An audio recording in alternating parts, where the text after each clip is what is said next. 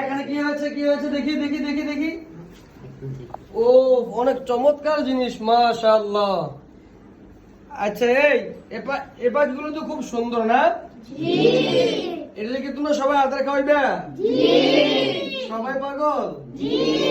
আচ্ছা, অনেক চমৎকার। আসলে আমার কাছে তো পাখিগুলো অনেক সুন্দর, তার চেয়ে আরো সুন্দর লাগতেছে খাঁচাটা। খাঁচার ভিতরে আরো সুন্দর কত চমৎকার জিনিস রয়েছে।